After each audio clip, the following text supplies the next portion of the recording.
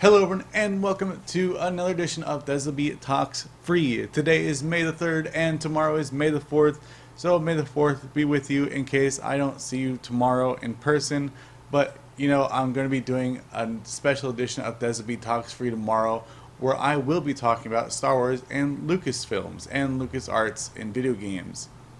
So let's get on with today's gaming news. We have Dawn of War 3 announced for 2017. Now, if you don't know what Dawn of War is, let me tell you something about Dawn of War.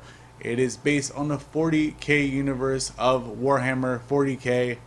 I know it sounds redundant by saying like that because it's 40k. I mean, if you don't know what Warhammer 40k is, it's a tabletop game. It's like Dungeons and Dragons, but with 100 little different miniatures. It's a game I used to play 4 or 5 hours a day at a workshop way back in the day until they closed down that workshop. So I'm excited for this game because I'm really into the total Warhammer that's coming out very soon. And I'm hoping that this Dawn of War game will actually be as good as the other two that have come out before it. It is an RTS game where you build hero units and you build actual bases. You go and do skirmishes.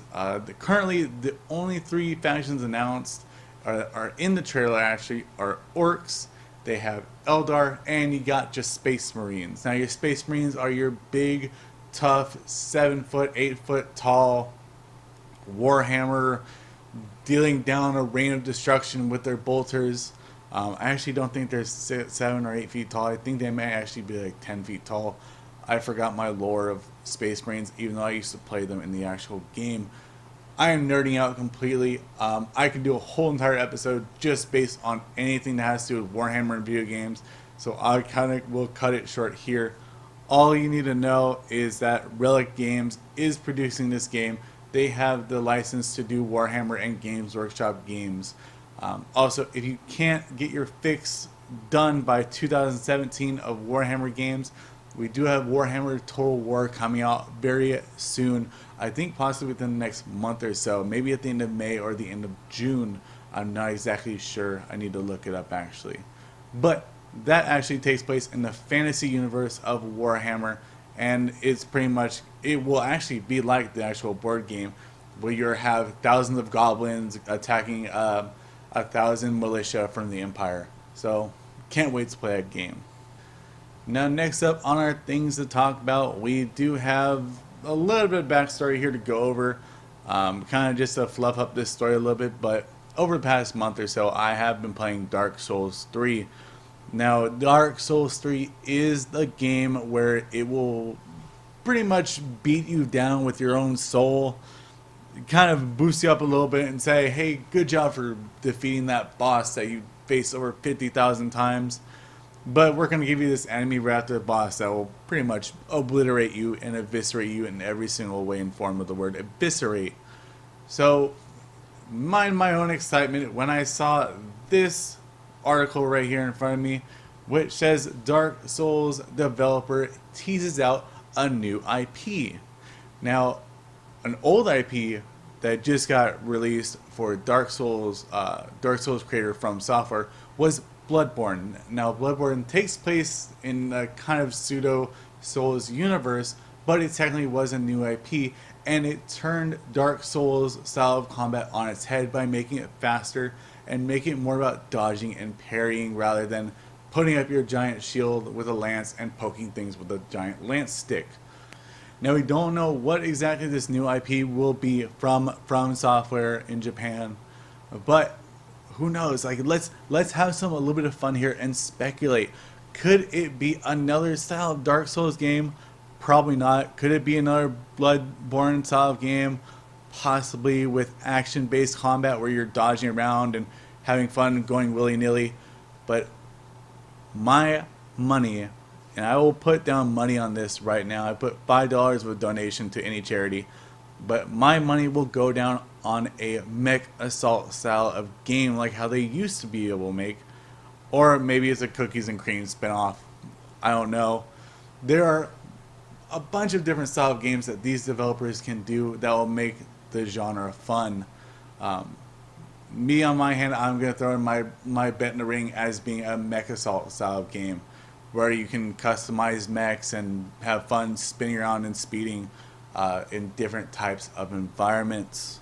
So if you want to check out the trailer, I will post the trailer right here next to me, and I will post it down below in the link if you want to look at the developer sizzle reel, pretty much what they did from all of their old works. And this is where they actually announced the From Software working title, pretty much.